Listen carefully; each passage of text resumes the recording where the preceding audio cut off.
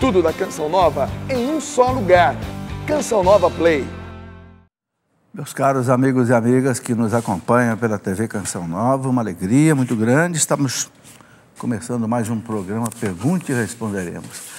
Deus seja louvado, Deus seja bendito por nos dar esta mais oportunidade de podermos conhecer um pouco mais das coisas que estão no coração da igreja e poder também tirar as suas dúvidas, né? O nome do programa já diz Pergunte e Responderemos. Quando é uma pergunta que está bem ligada com a nossa fé, a gente responde de acordo com a doutrina católica, usando o catecismo, usando as encíclicas dos papas, etc. Quando é uma pergunta que não está ligada diretamente com a doutrina católica, a gente dá uma opinião. E como é um programa que eu procuro responder as perguntas de maneira bastante rápida, porque são muitas perguntas, aqui tem 3 folhas de perguntas só para hoje. Claro que a gente não vai conseguir responder tudo. Então eu procuro responder a pergunta de maneira rápida, sucinta e indicar um livro que a pessoa possa aprofundar, então, o estudo daquele assunto que ela está perguntando. Ok? Como fazemos sempre, vamos pedir a intercessão de Nossa Senhora, para que ela interceda por nós, ela que é a nossa mãe espiritual. Em nome do Pai, e do Filho, e do Espírito Santo. Amém. Ave Maria, cheia de graça, o Senhor é convosco. Bendita sois vós entre as mulheres, e bendito é o fruto do vosso ventre, Jesus. Santa Maria, Mãe de Deus, rogai por nós, pecadores, agora e na hora de nossa morte. Amém. Glória ao Pai, ao Filho e ao Espírito Santo. Como era no princípio, agora e sempre. Amém. São José, São Bento, em nome do Pai, do Filho e do Espírito Santo. Amém. Aproveitando para lembrar que hoje é dia de São Bento, né? Um dos maiores santos da igreja, né? Que foi chamado por 2 papas de patrono da Europa e pai da Europa, né? Eu até escrevi um livro sobre São Bento, porque é uma coisa impressionante o que São Bento deixou de legado na história da igreja, né? Quero até aproveitar. São Bento, quando o Império Romano caiu, em 476, São Bento nasceu em 480. Ele forrou a Europa de mosteiros. E esses mosteiros é que durante 600 anos, claro, os mosteiros, os bispos, os papas, fizeram toda a evangelização dos bárbaros, aquelas etnias bárbaras todas que dominaram a Europa, godos, ostrogodos, visigodos, alamanos, suevos, burgúndios, vândalos, hunos, né? Acabaram com o Império Romano, a igreja ficou de pé, por causa desses gigantes. Para vocês terem ideia, o que São Bento deixou durante 1.500 anos, né? Porque São Bento é do ano, vamos colocar aí, do ano 550 até hoje, os mosteiros beneditinos no mundo inteiro. Só para vocês terem ideia, eu gosto de colocar esse dado aqui, que eu tirei de um livro de um cardeal que foi beneditino, cardeal Schuster, que escreveu a vida de São Bento. Ele disse que os beneditinos já tiveram 24 papas. Uma congregação só deu 24 papas para a igreja. Veja a força da regra de São Bento e que os mosteiros. Tiveram já 200 cardeais, 7.000 arcebispos, 15.000 bispos, 1.500 santos canonizados pela igreja.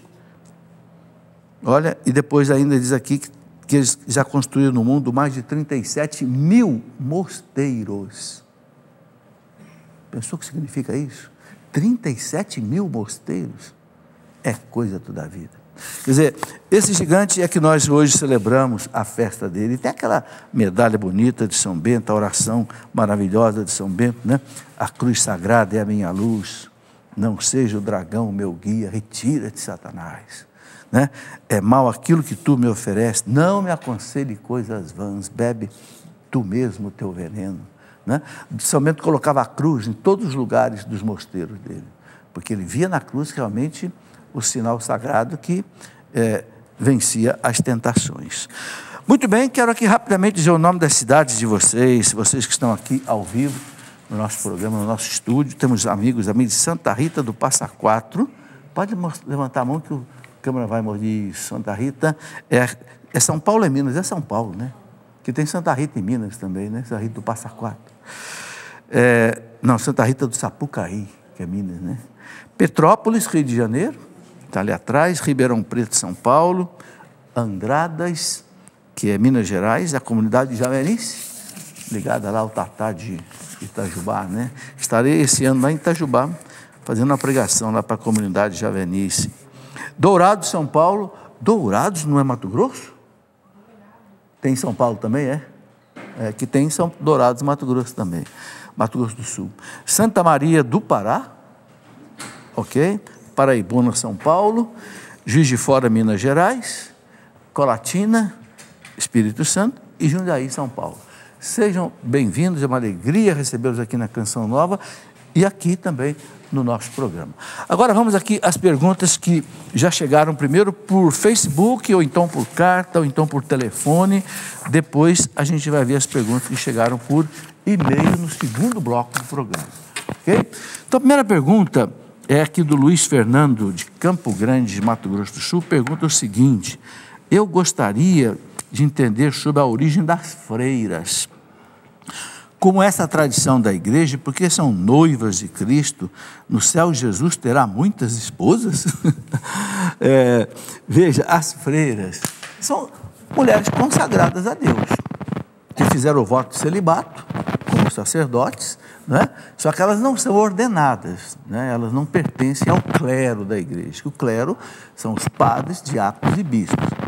Mas elas são consagradas dentro de uma ordem ou de uma congregação, né? E quando é que começou isso? Isso começou lá no século II, século III, quando os primeiros monges iam para os desertos e começaram a surgir também os mosteiros de irmãs, de mulheres no deserto.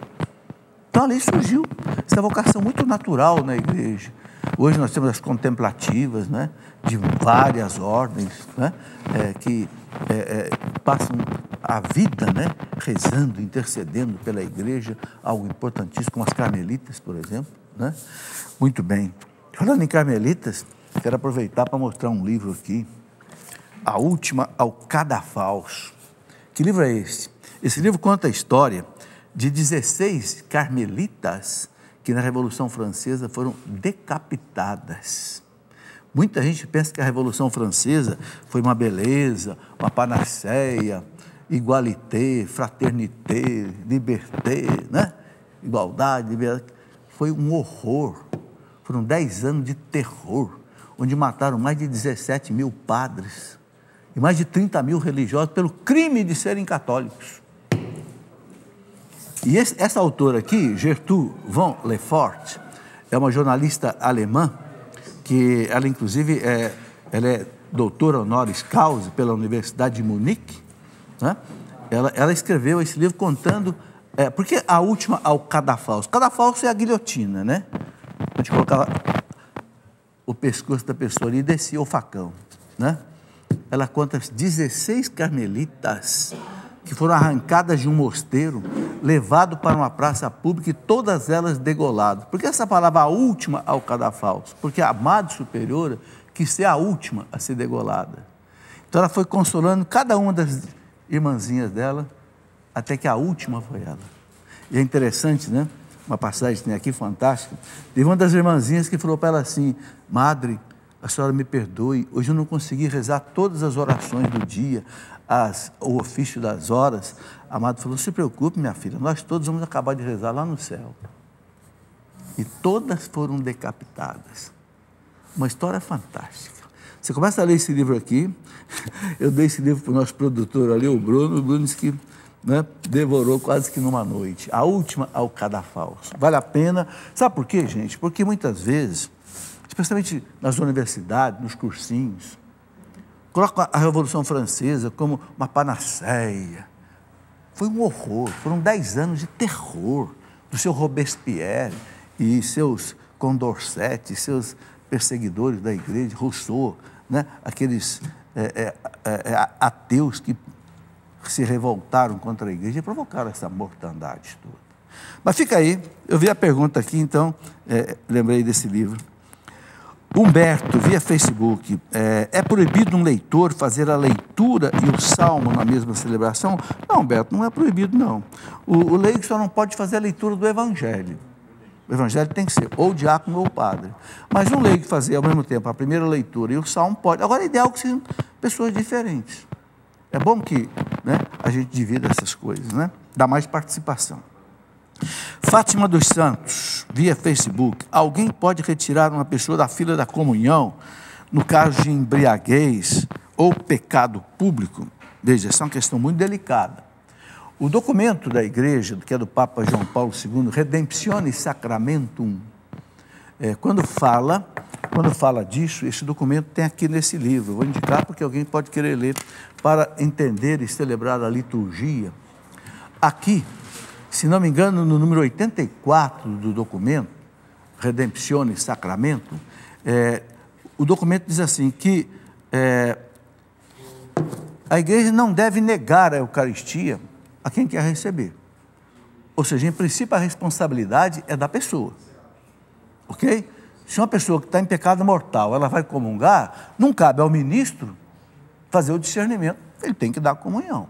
Agora, evidentemente, quando é um caso olha aqui, é esse documento aqui, a Instrução Redemptione Sacramento. Quando é o caso de uma embriaguez comprovada, aí vale a pena alguém, com delicadeza, com carinho, retirar a pessoa da fila, né? Ou um ministro da Eucaristia que esteja ali perto, ou mesmo alguém, né?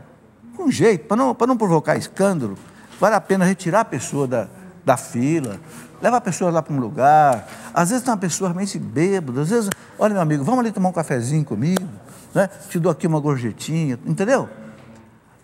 Eu acho que esse é um caso que deve se fazer. Agora, sem provocar escândalo, né? Sem provocar escândalo. É mais ou menos o que a igreja nos orienta a fazer. Andrius Augusto, sobre incenso litúrgico, é correto ser uso em casa ou nas orações pessoais do dia a dia? Andrius, não é correto usar em casa. Por quê? Porque o incenso, ele é usado na liturgia, ok? Então, não é adequado a gente fazer um uso dele em casa, ok? Vamos fazer o intervalo, já está na hora, daqui a pouquinho a gente já volta. Muito bem, de volta com o nosso programa Pergunte e Responderemos. Eu estava aqui respondendo a pergunta do Andrius Augusto, né, que ele perguntava sobre o incenso litúrgico, se é correto usar em casa. Não é bom usar em casa, é melhor deixar o incenso para a bênção do Santíssimo, para a missa, né, das missas mais solenes. Essas coisas assim mais sagradas da liturgia, a gente deve preservar para a liturgia. Até para não ficar assim, não digo perder o valor, mas ficar assim, muito corriqueiro, né? Muito bom. Uma pessoa que pede para não ser identificada, ela pergunta o seguinte: uma mulher pode ser madrinha de crisma de um rapaz? Ou o rapaz é obrigado a ter um padrinho? Bom, o que o Código de Direito Canônico prevê, né, que é esse documento aqui que rege toda a vida da igreja, ele diz que, né, o rapaz deve ter um padrinho e a moça deve ter uma madrinha. Ok? Eu não sei se é possível haver uma mudança, eu creio que não. Mas o que está colocado aqui é isso, né? Eu penso que o rapaz tem um padrinho, que o padrinho é para servir assim, sabe, de um exemplo para ele, né, como homem, e a madrinha como exemplo de mulher para a moça. É a sabedoria da igreja que vai nesse sentido, né? Diego Santos, via Facebook, é pecado não querer ter filhos? Olha, não é que é pecado não querer ter filhos, o não querer ter filhos, podendo ter filho, né? Não vai de acordo com a vontade de Deus, né? Deus diz para o casal: crescei e multiplicai. Esse multiplicai, a gente ensina com a paternidade responsável. O que é a paternidade responsável? O casal deve ter os filhos que puder ter. O casal que só pode ter 1, 2 filhos, 1, 2. O casal que pode ter 10 filhos, tenha 10. Tenha 10. Ok? Eu pude ter 5. Eu queria ter mais. Porque eu tinha um bom emprego, eu era professor universitário, tinha feito mestrado, doutorado, etc. Isso aí aumenta o salário da gente. Mas, infelizmente, minha esposa teve um mioma, tirou útero, tirou ovário, tirou tudo. Isso não talvez... Por quê? Porque eu podia.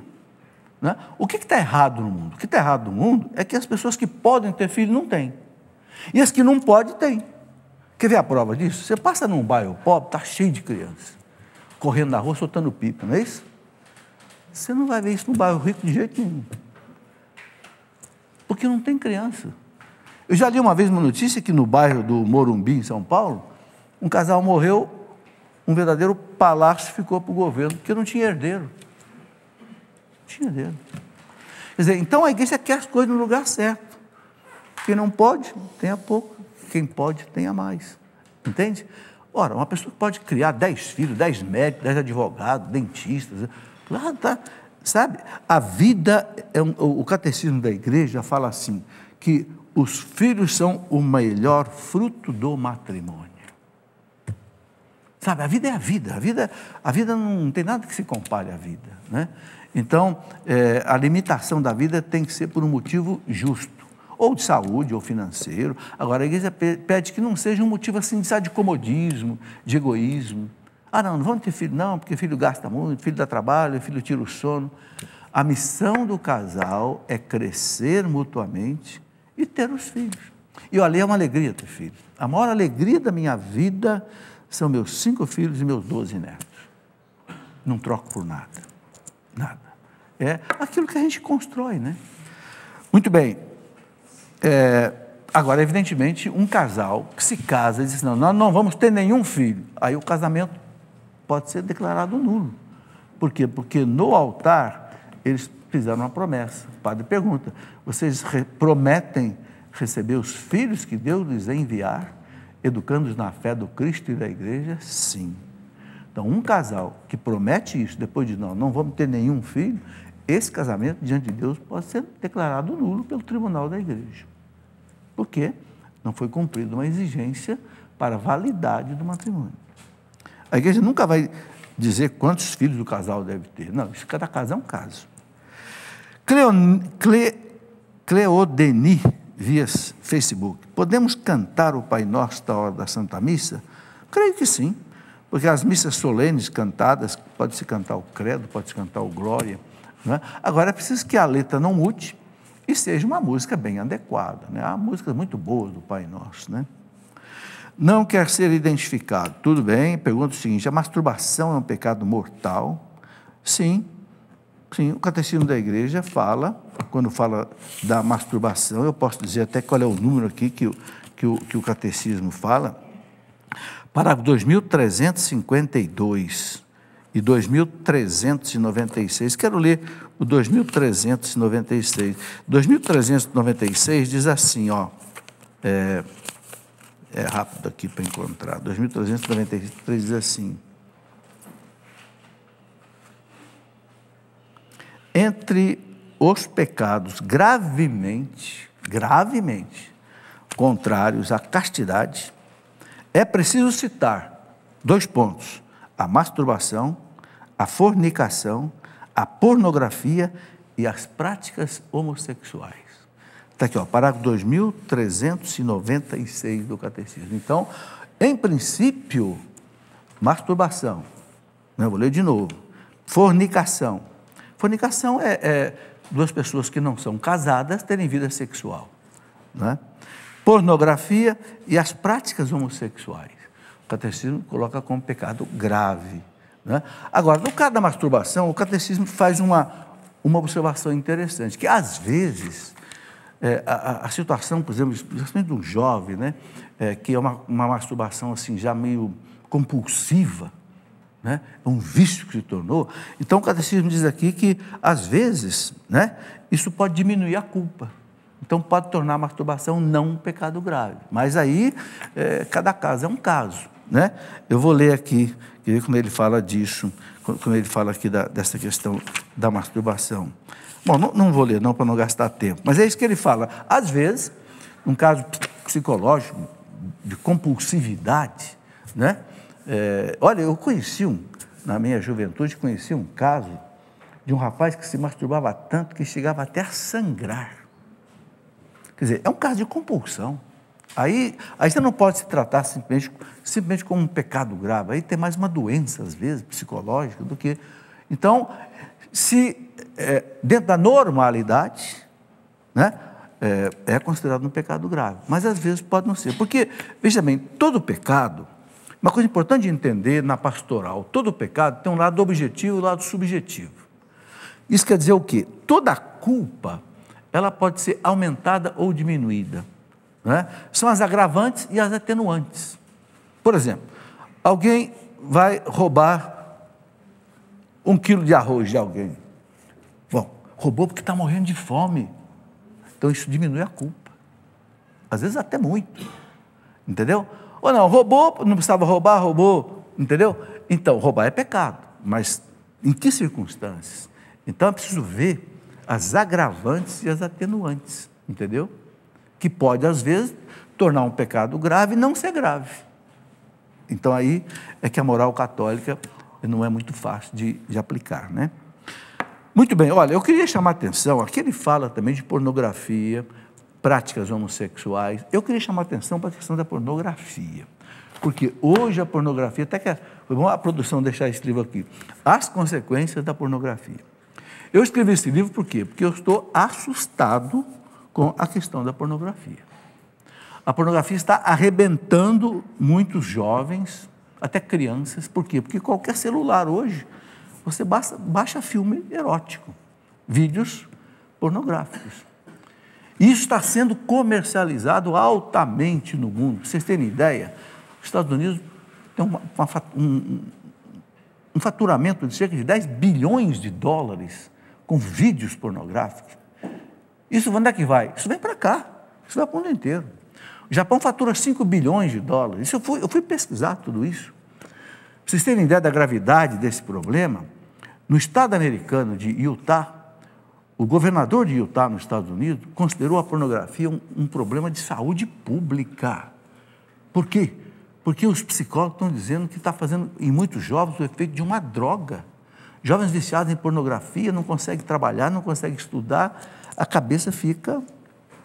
Olha, então, eu escrevi esse livro, Cuidado com a Pornografia, os pais precisam tomar cuidado, professores, orientar os alunos, ok? Porque a pornografia hoje é gratuita, quase é barata.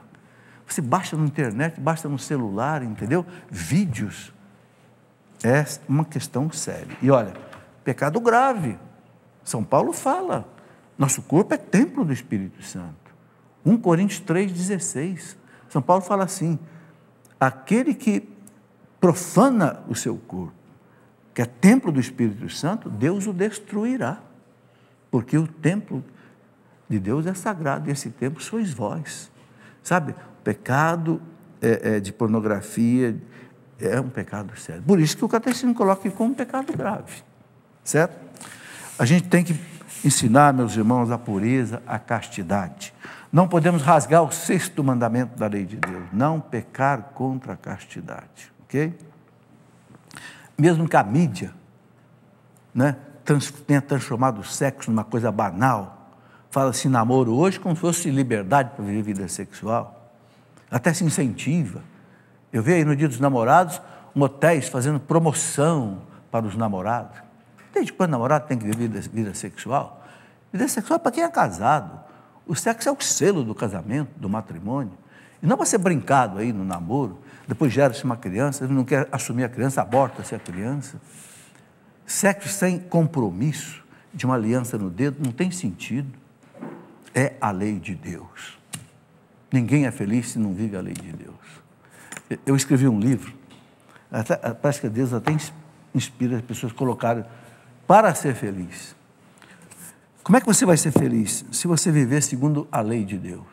Ninguém é feliz se não viver segundo a lei de Deus. Qual é o caminho da felicidade? Eu coloco aqui o caminho das virtudes. Você quer ser feliz? Siga a lei de Deus. Eu pergunto, será que existe alguém que nos ama mais do que Deus? Será que existe alguém que morreu numa cruz por causa de nós? Será que existe alguém que é mais sábio, mais douto, mais santo do que Deus? Não. Então, será que existe uma lei melhor do que a lei de Deus? Não. Então, não seja burro de querer trocar a lei de Deus pela lei dos homens. Você vai para o buraco. Siga a lei de Deus. Ah, mas a lei de Deus é árdua. É árdua. Não pecar contra a castidade, não roubar, não adulterar. É. Papa João Paulo II um dia falou para os jovens, a lei de Deus é árdua sim, mas nunca decepciona. Nunca decepciona. Eu nunca vi alguém chegar para mim, e olha que eu trabalho na igreja há mais de 40 anos, nunca ouvi alguém chegar para mim e dizer assim, professor, eu sou infeliz porque eu segui a lei de Deus. Nunca vi.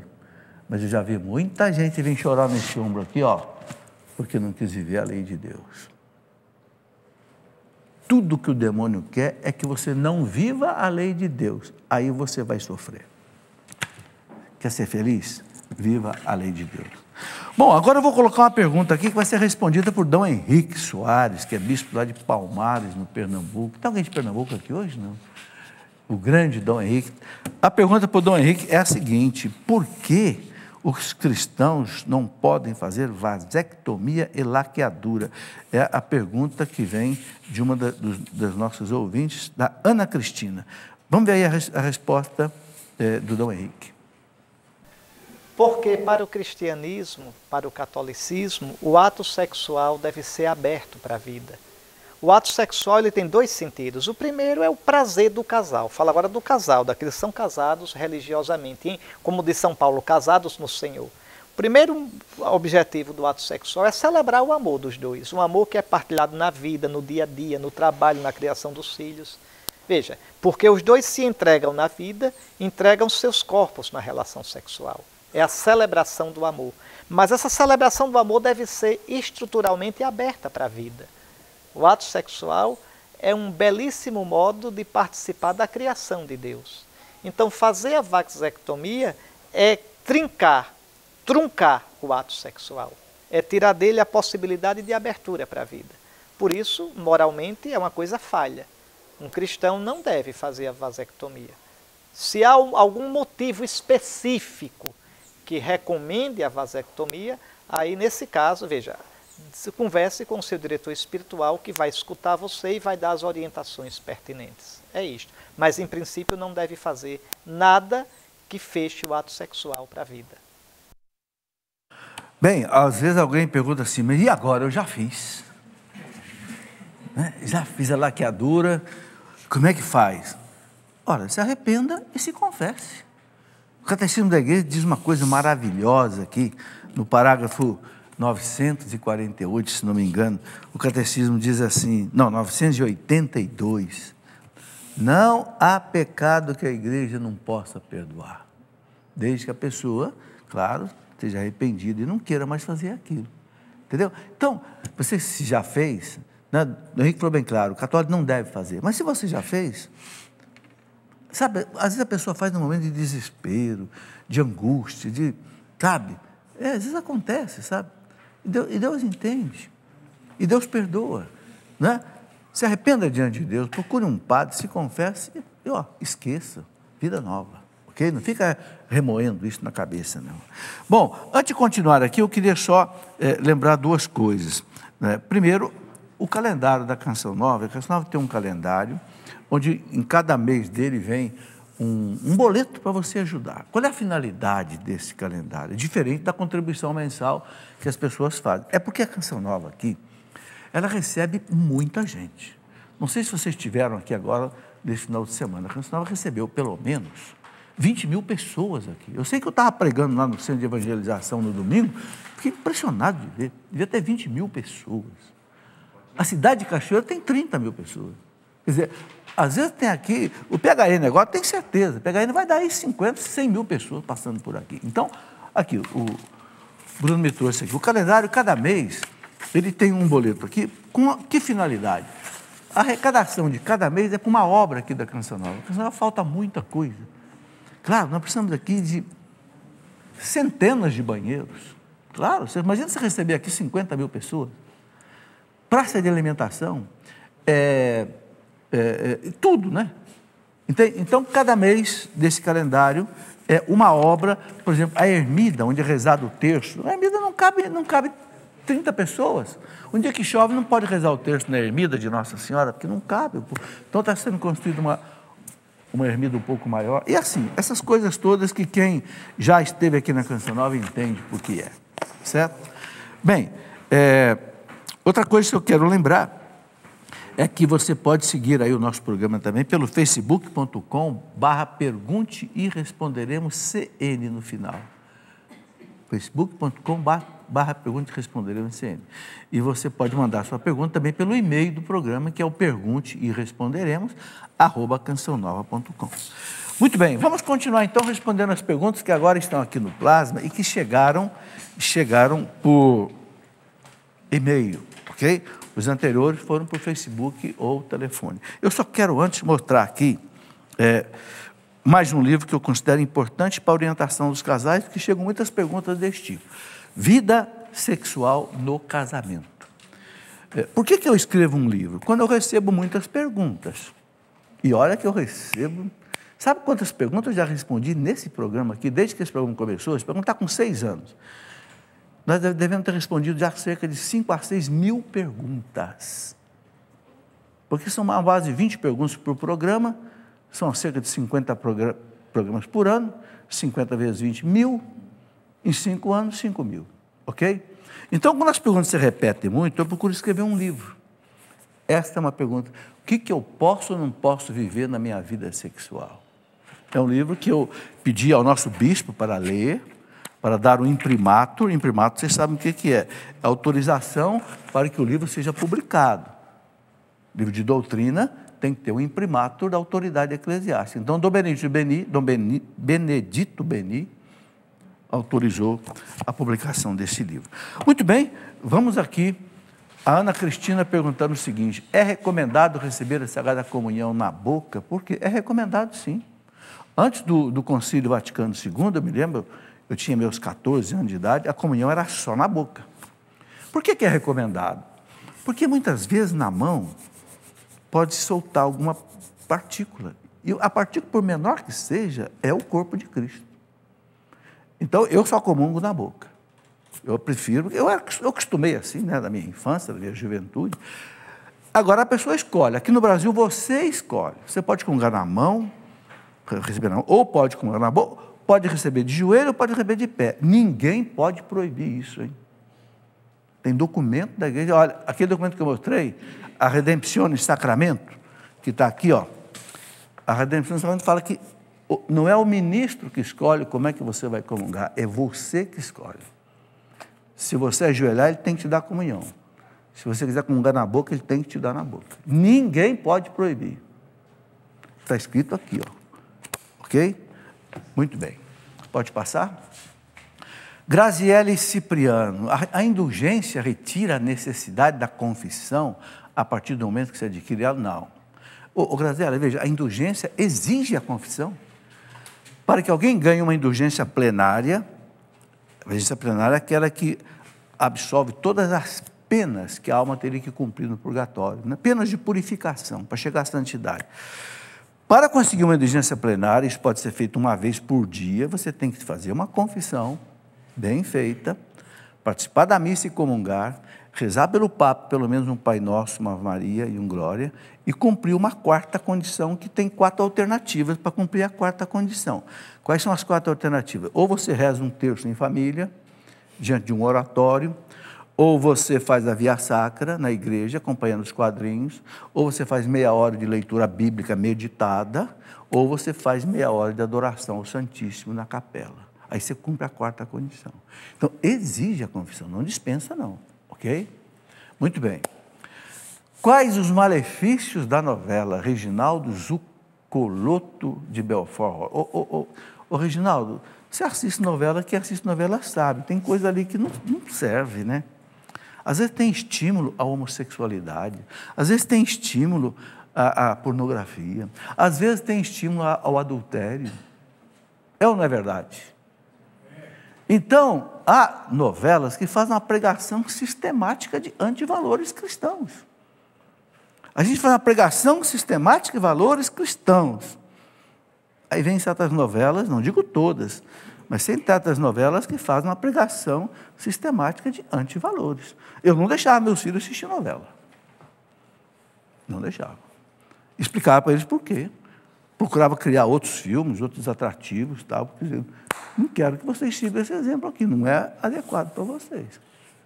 Se não faz mal para uma pessoa adulta, bem formada, tá, é uma coisa. Agora, para quem está em formação, sabe, gente, a coisa vai entrando assim, gota a gota, o mal vai entrando gota a gota, né? Então, preciso tomar cuidado. O céu é um lugar ou um estado de espírito? Daiana de Castro. Ô, Daiana, tem uma santa da igreja, Santa Teresa de Los Andes, uma carmelita que morreu com 19 anos, canonizada, né? Ela dizia, o céu é Deus. O céu é Deus. Né? E o que Jesus disse sobre o céu? Evangelho de São João, capítulo 17, versículo 3. Jesus diz assim: ó Pai, a vida eterna consiste em conhecer a Ti e a Jesus Cristo que enviastes. Então, o que é o céu? O céu é um mergulho em Deus, é conhecer a Deus.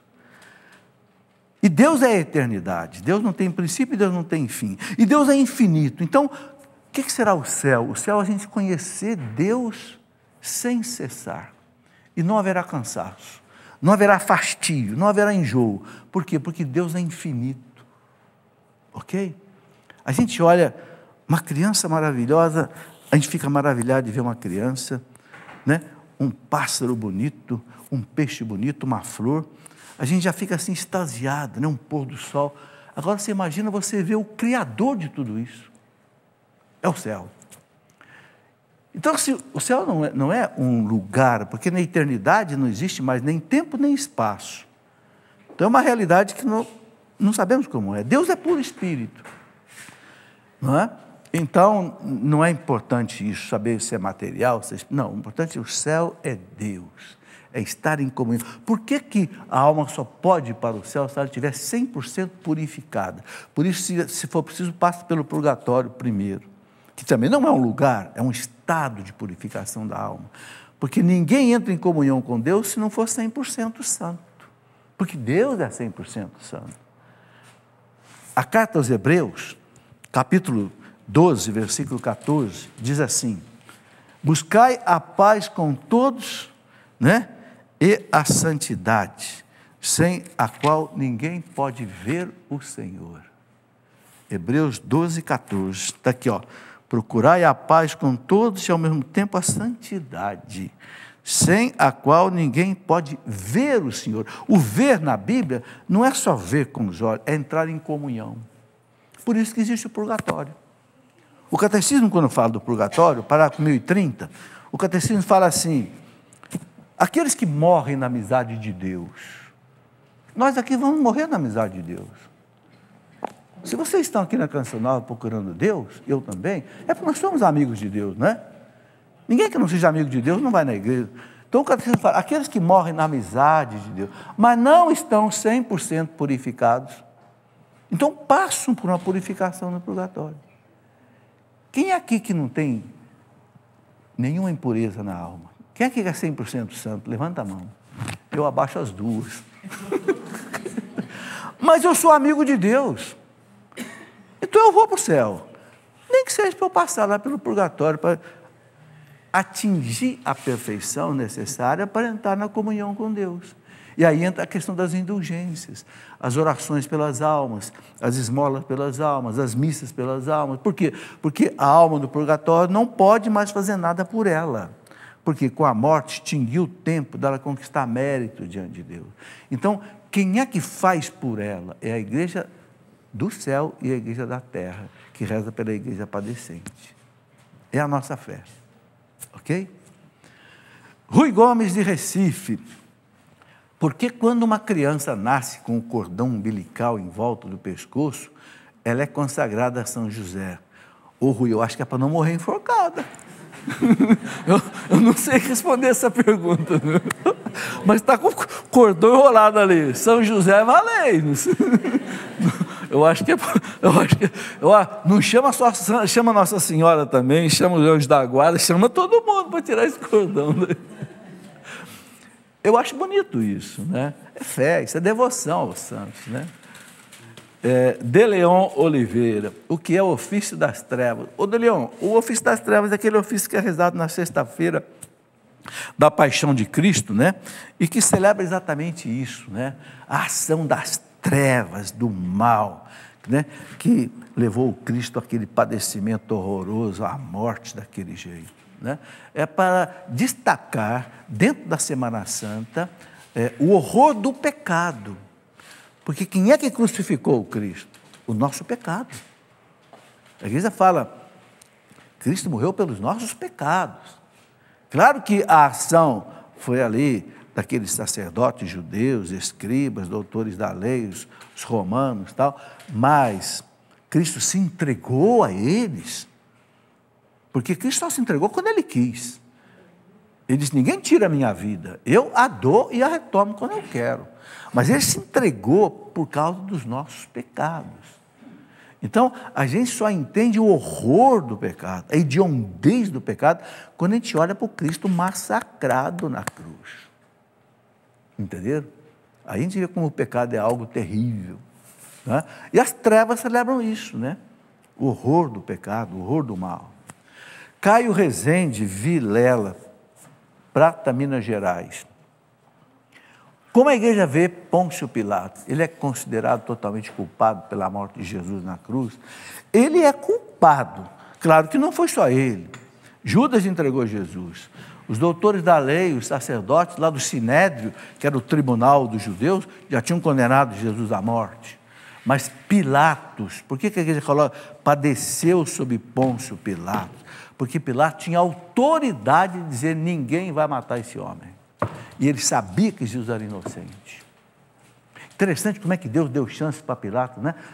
Quando Jesus estava sendo julgado, a mulher de Pilatos, está na Bíblia, né? Olha, cuidado com esse homem aí, eu sonhei com ele a noite inteira. Quer dizer, ele é um inocente. Mas Pilatos ficou com medo.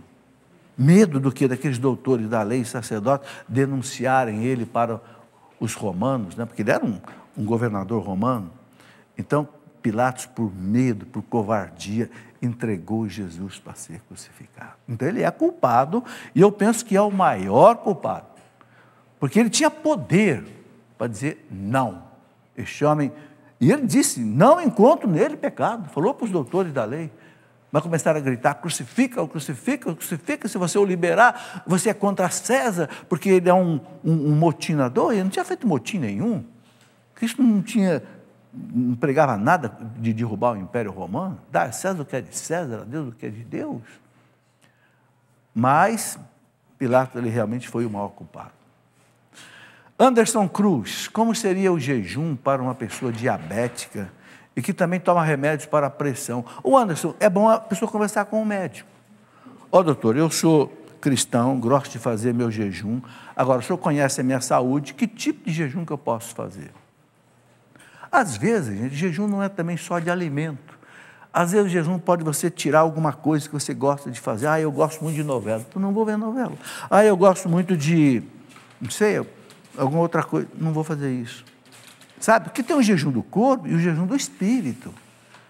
Às vezes o jejum do espírito, o jejum da vontade, é mais forte às vezes que o jejum do corpo. Tem pessoa que não tem muita fome não, né? Come um pouquinho, então o jejum para é uma coisa muito fácil de fazer, mas às vezes o jejum do espírito não é tão fácil. Então converse com o médico aí, peça uma orientação a ele. Alguém que não quer ser identificado, durante o processo de nulidade, o casal pode voltar atrás e viverem como marido e mulher normalmente? Pode. O processo continua ou é cancelado?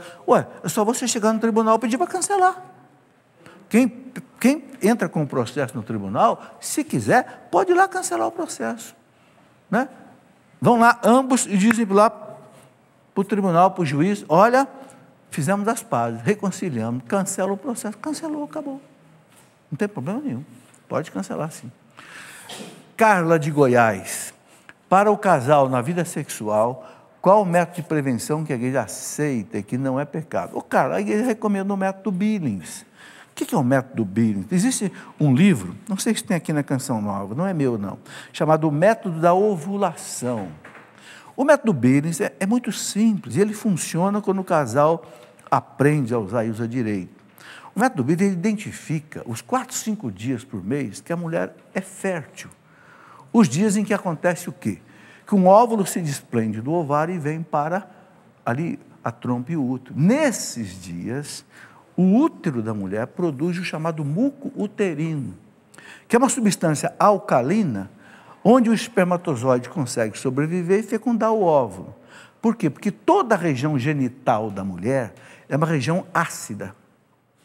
Então, quando há a relação sexual, o espermatozoide morre na região ácida da mulher, se ela não estiver nos dias de fertilidade. Agora, olha o plano de Deus. Quando ela está fértil, o útero produz um muco que neutraliza a acidez da vagina, é alcalino. E é espécie de uma clara de ovo. Então a mulher percebe nesses dias que ela está molhada. Ok? E a temperatura dela sobe um pouquinho. Temperatura de 36,4, normalmente, passa por 2, 3 décimos a mais. E aí é tal história, a mulher tem que se observar. E ela identifica os dias que ela é fértil. É só não ter relações nesses dias que ela faz a contracepção natural. É o que ele recomenda. Agora, existe inclusive o Semplafam, que é Centro Nacional de Planejamento Familiar. É uma sigla, né? Semplafam. Eles têm, inclusive, você pode entrar na internet, Semplafam, www.semplafam.com.org. Eles têm, inclusive, monitores que ajudam você a aprender a usar o método. Ok? É o que ele recomenda. É bom que não usa pílula. Gente, a gente sabe que a pílula anticoncepcional faz mal para a mulher. Na internet está cheio de matéria falando disso. Causa problema de vascularização, às vezes até problema cardíaco. Então, mulher podendo evitar isso é para a saúde dela. Por onde eu devo começar a ler a Bíblia, Naira? Naira, é mais fácil começar pelo Novo Testamento. E até antes dos evangelhos, você lê as cartas dos apóstolos. Por quê? Porque as cartas dos apóstolos já são baseadas nos evangelhos. Então, o melhor é você começar aí, por exemplo, com os Atos dos Apóstolos, carta aos Romanos, carta aos Tessalonicenses e tal. Depois você vai para os evangelhos, depois você vai para o Antigo Testamento, que é mais difícil. Ok? Agora, veja bem, no Antigo Testamento, a gente precisa ter um conhecimento mais profundo. Eu estou escrevendo uma série de livrinhos, vocês estão vendo aqui esses livretos aqui, que são livretos que tiram dúvidas nossas de pontos específicos da nossa fé. Por exemplo, esses dois aqui, como ler a Bíblia? Ok? O que é um gênero literário? O que é um apocalipse? O que é um midrash? O que é uma parábola? O que é... Como você ler a Bíblia? Como é que a Bíblia foi escrita? Né? Depois aqui, como entender as páginas difíceis do Antigo Testamento? Como entender, por exemplo, aquela história lá, a travessia do Mar Vermelho? Como entender as 10 pragas do Egito? Como entender o dilúvio? Como entender Caim matou Abel, casou com quem? Não tinha mais ninguém? Tinha, sim. Entendeu? Quer dizer, então, aí o Antigo Testamento, e eu gravei um curso bíblico de 100 horas em CD, onde eu explico cada um dos 72 livros da Bíblia. É um curso de 100 horas. Está gravado em CD, são uns 10 CDs mais ou menos, que aí quem gosta de ouvir, pode botar no carro, pode botar em casa e ouvir, né? Porque, olha, não é fácil entender muitas vezes as coisas do Antigo Testamento. O que eu usei para gravar esses cursos? Eu usei 2 manuais completos da Bíblia. Eu gosto de dizer isso para as pessoas não pensar que eu tirei da minha cabeça. Existe uma coleção chamada Comentários Bíblicos, que são 3 volumes da editora Loyola, que explica a Bíblia de ponta a ponta. É dessa grossura assim. E depois eu tenho também um Comentários Bíblicos da Universidade de Navarra, do Opus Dei, que são mais de 1000 páginas, explicando a Bíblia inteira também. Então, esse está em espanhol, esse é em português. Eu, compilando os 2, mas com a Bíblia de Jerusalém e outros livros, eu fui montando esse curso bíblico que está gravado aí em CD. E agora eu vou escrever um livro, curso bíblico, mas agora preciso de tempo. Daniela, guerreiro, sócia evangelizadora da Canção Nova. Obrigado, Daniela, Deus te abençoe. Canção Nova não tem propaganda, não tem comerciais. Canção Nova só vive de doações e desses materiais todos de evangelização que, né, nós vendemos aí no Davi. Existe a possibilidade de uma alma que foi para o inferno ser salva por terços de santas missas? Daniela, não existe. Às vezes ela fala, se a alma se perdeu, se foi para o inferno, acabou. Mas tem uma coisa, ninguém sabe quem foi para o inferno. Olha a sabedoria da igreja. A igreja já falou o nome de mais de 20.000 pessoas que estão no céu, são os canonizados, né? Então, agora que canonizou, por exemplo, o nosso querido São José de Anchieta, até escrevi um livro dele, porque agora ele é copatrono do Brasil, junto com Nossa Senhora Aparecida. Então a igreja já falou o nome de mais de 20 mil santos que estão no céu, e nós não temos dúvida, porque quando o Papa bate o martelo, é dogma de fé, ele não erra nesses aspectos. Agora, a igreja nunca disse o nome de uma pessoa que esteja no inferno. Não é que o inferno esteja vazio, não. Mas a igreja diz, não sei. Olha que coisa bonita. Isso quer dizer o quê? Nós temos que rezar por todo mundo. Ah, meu parente morreu, suicidou, será que foi para o inferno? Não, vamos rezar por ele. Entenderam? E outra coisa, gente, para Deus não existe o tempo. Uma oração que você faz hoje para uma pessoa, ela pode ter feito lá atrás na vida da pessoa. Porque para Deus não tem passado, presente e futuro. Para Deus só existe o presente. Karl Rahner, um teólogo famoso alemão, dizia, Deus é um instante que não passa. O tempo existe só para nós. Para Deus não. Para Deus tudo é presente. Então, uma oração que eu faço hoje por alguém que já morreu há 20 anos atrás, vale. Deus vai aplicar lá atrás para ele. Por quê? Porque ele já sabia que eu ia fazer essa oração. Porque eu ia fazer, Deus sabia. Não é porque Deus sabia que eu fiz. Não, é o contrário. Porque eu fiz, Deus sabia. Então, ele aplica a pessoa. Ok? Então, rezem por todas as pessoas que já morreram há muito tempo, que você não sabe se salvou ou não.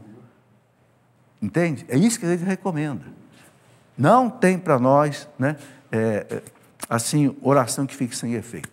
Bem, chegamos ao final do programa, já são aí quase 17 horas. Muito obrigado a vocês que vieram participar aqui ao vivo. Claro, muitas perguntas ainda não foram respondidas, mas vamos em frente. Cada quarta-feira a gente vai respondendo aqui mais perguntas, ok? Muito obrigado a vocês que vieram e vão com Deus. Deus os abençoe. Obrigado. Deus seja louvado. Tudo da Canção Nova em um só lugar. Canção Nova Play.